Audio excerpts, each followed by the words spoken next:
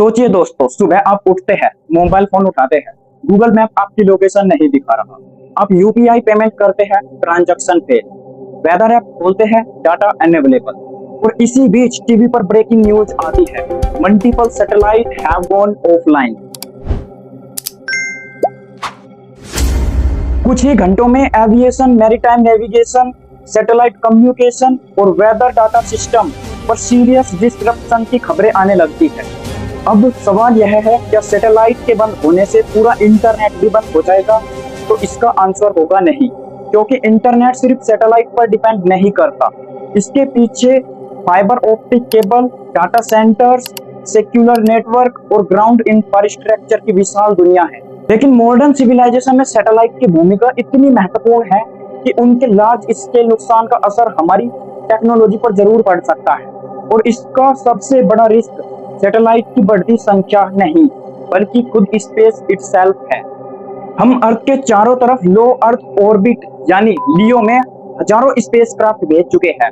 यही communication satellite है और यही अर्थ ऑब्जर्वेशन सैटेलाइट्स हैं और यहाँ इंटरनेशनल स्पेस स्टेशन भी है। और यही एक ऐसी चीज है जो लगातार बढ़ रही है, स्पेस डेब्री। पुराने सैटेलाइट्स, स्पेंट रॉकेट, लार्जेस्ट कलिंग्स के टुकड़े, मेटल फ्रेगमेंट्स, यहाँ तक कि छोटे छोटे पेंट पार्टिकल्स भी हैं।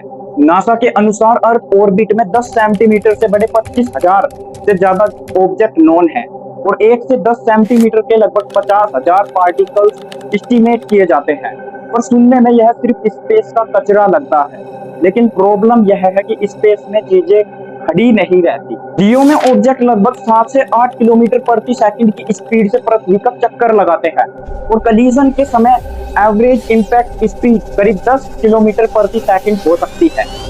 यानी स्पेस में एक छोटा सा फ्रेगमेंट भी एक बेहतर डेंजरस प्रोजेक्टाइल बन सकता है। और अगर कलीजन लगातार बढ़ती गई तो एक थ्योरेटिकल चेन रिएक्शन शुरू हो सकती है। एक कलीजन, फिर उससे निकले फ्रेगमेंट, फिर उन फ्रेगमेंट की दूसरी कलीजन से बन सकती है। वैज्ञानिक इसे कहते हैं केसलर सिंड्रोम। आज हम पता लगाएंगे कि यह साइंस फिक्शन है या फिर टेक्नोलॉजी सिविलाइजेशन के लिए एक रियल लॉन्ग टर्म थ्रेट है। सबसे पहले समझते हैं स्पेस जंक एक्चुअली होता क्या है। नासा की डेफिनेशन के हिसाब से ऑर्बिटल डेब्री यानी ऐसे ह्यूमन मेड ऑब्जेक्ट जो अर्थ की ऑर्बिट में हैं, लेकिन अब किसी यूजफुल पर्पस के लिए काम नहीं कर रहे। इसमें dead satellite, spent rocket stage, spacecraft के टुकड़े और कलीजन या एक्सप्लोनेशन से बने फ्रेगमेंट्स शामिल है। अब आते हैं नंबर्स पर। ईएसए की 2025 एनवायरनमेंट रिपोर्ट के अनुसार लगभग 40,000 ऑब्जेक्ट्स को स्पेस सर्वेलेंस नेटवर्क द्वारा ट्रैक किया जा चुका है। लेकिन यह पूरी कहानी नहीं है। ईएसए मॉडलिंग के मुताबिक 10 सेंटीमीटर से बड़े करीब 50,000 ऑब्जेक्ट्स और 1 सेंटीमीटर से 10 सेंटीमीटर तक करीब 1.2 मिलियन ऑब्जेक्ट्स और 1 मिलीमीटर से 1 सेंटीमीटर के लगभग 130 मिलियन ऑब्जेक्ट्स हैं। इन ऑब्जेक्ट के नंबर्स डायरेक्ट काउंटिंग नहीं है, ये ऑब्जर्वेशन और स्टैटिकल मॉडलिंग से एस्टिमेट किए जाते हैं।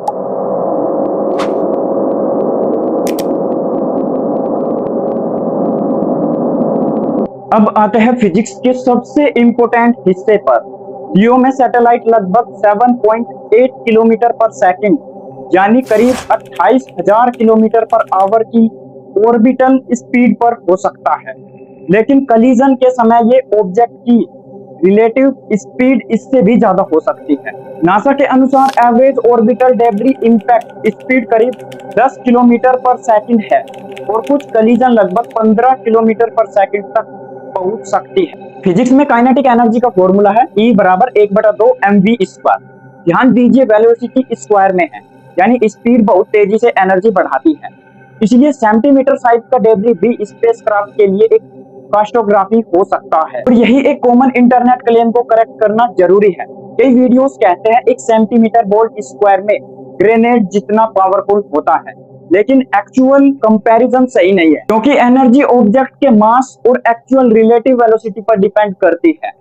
सही बात यह है, एक छोटा फ्रेगमेंट भी अगर हाई रिलेटिव वेलोसिटी पर स्पेसक्राफ्ट से टकराए तो मिशन एंडिंग डैमेज कर सकता। नासा के डेब्री मैनेजमेंट डॉक्यूमेंट के अनुसार सेंटीमीटर स्केल ऑब्जेक्ट को permanently mission terminating impact hazard मानती है। यानी स्पेस जंक की असली समस्या उसका साइज नहीं, उसकी स्पीड है।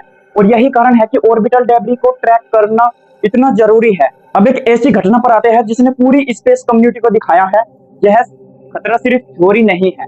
10 फरवरी 2009 दो सैटेलाइट अर्थ के ऊपर लगभग 790 किलोमीटर एल्टीट्यूड पर एक दूसरे के रास्ते में आ रहे थे। पहला था इरिडियम 33, एक एक्टिव कमर्शियल टेलीकम्युनिकेशन सैटेलाइट। दूसरा था कॉस्मोस 2251, एक डायरेक्ट रशियन कम्युनिकेशन सैटेलाइट। और फिर दोनों कोलाइड कर गए। कलिजन की रिलेटिव वेलोसिटी लगभग 11.6 किलोमीटर पर सेकंड थी। नासा एनालिसिस के अनुसार कलिजन ग्रेट साइबेरियन प्लेन के ऊपर लगभग 790 किलोमीटर एल्टीट्यूड पर हुआ। अब सोचिए दो स्पेसक्राफ्ट 11.6 किलोमीटर पर सेकंड की रिलेटिव स्पीड और फिर एक हाइपर वेलोसिटी कलिजन। इरिडियम 33 से कांटेक्ट टूट गया। रडार ऑब्जर्वेशन से दोनों सैटेलाइट के ऑर्बिटल पर डेब्री क्लाउड दिखाए। यह स्पेस में इंटैक्ट सैटेलाइट की पहली non accidental hyper velocity collision थी। और रिजल्ट भी नासा एनालिसिस के अनुसार 1800 से ज्यादा डेब्री ऑब्जेक्ट लगभग 10 सेंटीमीटर से और उससे बड़े पैदा हुए। ब्रॉडर यूएस ट्रैकिंग रिकॉर्ड्स में इस इवेंट से लगभग 2000 ट्रैक्ड डेब्री ऑब्जेक्ट का फिगर भी मिलता है। लेकिन ध्यान दीजिए यह सिर्फ ट्रैक्ड फ्रेगमेंट थे, इससे छोटे फ्रेगमेंट की संख्या इससे कहीं ज्यादा थी। नासा रिसर्च में एस्टिमेट किया गया कि दोबारा एक्सीडेंटल स्पेस सेंटीमीटर और सब सेंटीमीटर रेंज में भी पैदा हुए और इसका असर तुरंत खत्म नहीं हुआ।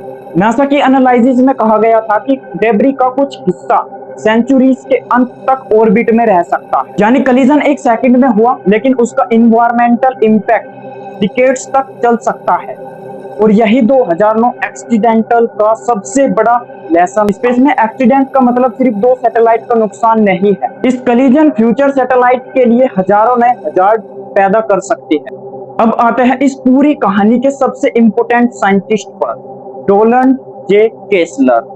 1978 में केसलर और ब्रूटोन ने नासा के जोसन स्पेस सेंटर में एक रिसर्च पेपर पब्लिश किया। टाइटल था collision frequency of artificial satellite, the creation of A debris. उनका सवाल था जैसे जैसे अर्थ ऑर्बिट में सैटेलाइट की संख्या बढ़ती जाएगी क्या कलिजन की संख्या भी बढ़ती जाएगी, और अगर कलिजन हुई तो उससे निकालना डेब्री उसकी कलिजन की प्रोबेबिलिटी और बढ़ा देगा।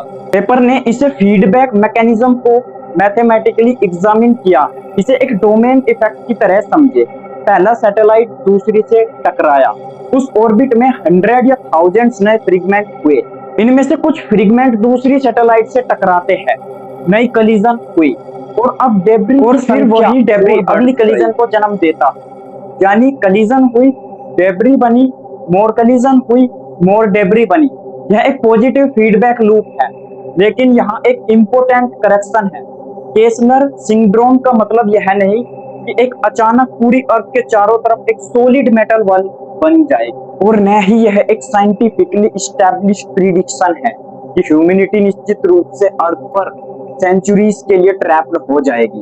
साइंटिफिक कंसर्न इतनी ज्यादा सटल है, अगर किसी ऑर्बिटल में रिजॉइन में डेब्री जनरेशन की संख्या इतनी बढ़ जाए कि नेचुरल एटमॉस्फेरिक ड्रैग डेब्री को इतनी तेजी से रिमूव न कर पाए तो उस रीजन में डेब्री पॉपुलेशन लंबे समय तक बढ़ती रहती है। इससे आज भी इस रनवे चेन रिएक्शन रिस्क को ऑर्बिटल सस्टेनेबिलिटी के लिए सीरियस कंसर्न मानता है। और नासा रिसर्च में भी दिखाया गया है कि कुछ कंडीशन में लियो डेब्री पॉपुलेशन फ्यूचर लॉन्च के बिना भी बढ़ सकती है, क्योंकि एग्जिस्टिंग ऑब्जेक्ट के कलिजन नए फ्रेगमेंट बन सकते हैं।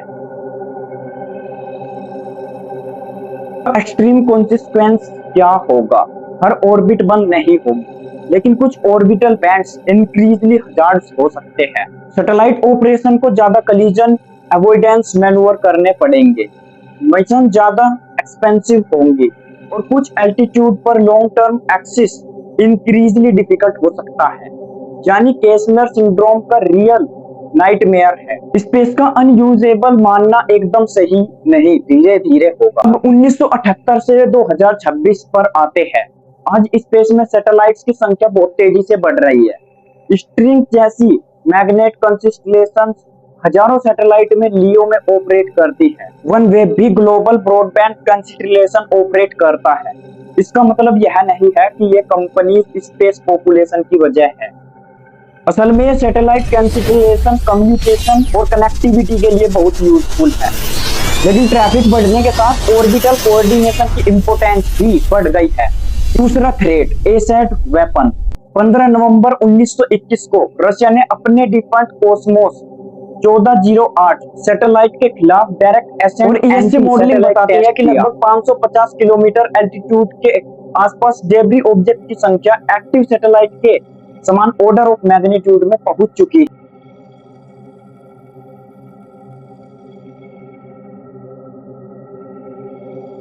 इस डेब्री क्लाउड ने आईएस क्रू समेत दूसरे स्पेसक्राफ्ट के लिए रिस्क बढ़ाया। नासा ने उस समय आईएस क्रू के लिए एक इमरजेंसी सेफ्टी प्रोग्रेस की पुष्टि की थी और आईएस की आज भी डेब्री को बचाने के लिए मैन्यूवर करने पड़ते हैं। उदाहरण के लिए अप्रैल 2025 में प्रोग्रेस 91 स्पेसक्राफ्ट को थिएटर्स को फायर करके आईएस को ऑर्बिट बदली गई क्योंकि एक डेब्री फ्रेगमेंट के करीब आने की संभावना थी। नासा एनालिसिस के अनुसार इस टेस्ट में कम से कम 1500 ट्रैकेबल फ्रेगमेंट पैदा हुए।